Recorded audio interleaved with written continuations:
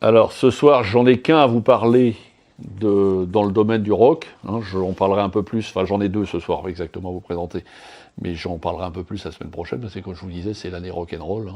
Rock'n'roll dans tous les sens du terme, mais spécifiquement sur ce qui a fait ma jeunesse, c'est-à-dire 70-80. Donc il y a des livres sur les plus grands groupes de hard du moment, sur Queen,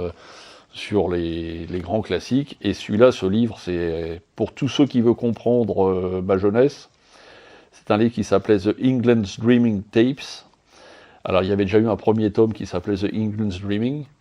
qui racontait l'histoire du mouvement punk en Angleterre, et là ils ont rajouté Tapes, c'est le tome 2, c'est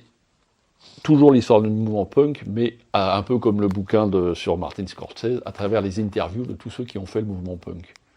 Que ce soit les Clash, c'est des interviews qui remontent à une vingtaine d'années,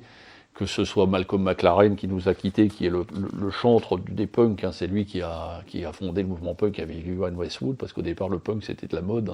faut bien le savoir, et ça a été monté de toutes pièces, les Sex Pistols. Donc il y a d'énormes sujets sur les Sex Pistols, des interviews de tous les guitaristes et le batteur du groupe, de Clash, de Television, de Siouxsie and the Banshees, enfin vraiment tous les grands groupes qui ont fait de Generation X, qui ont fait le punk dans ces moments-là, des Ramones, on part en Angleterre et tout ça. Et c'est découpé vraiment par chapitre, avec des interviews. C'est absolument passionnant parce que c'est non seulement une histoire du rock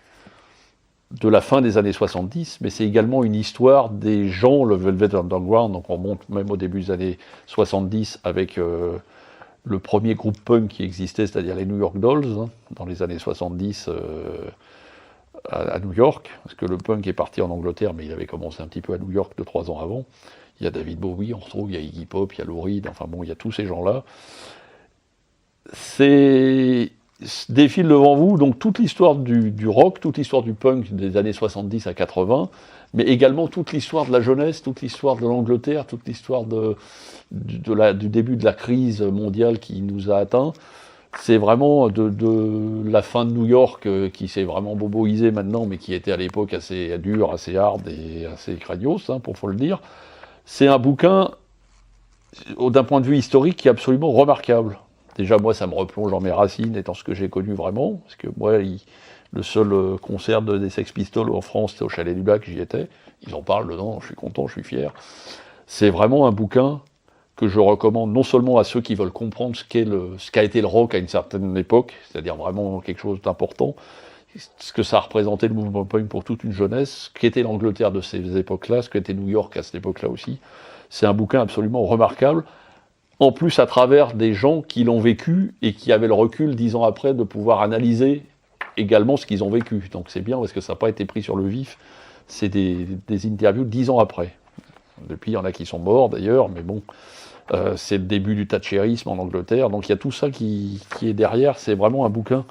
pour tous ceux qui veulent comprendre la musique des années 80, 70, 80, la vraie musique, rock'n'roll, pas le disco machin des années 78, enfin le vrai truc un peu excitant, c'est un bouquin que je vous recommande, qui est une merveille, vraiment c'est un pur chef-d'œuvre.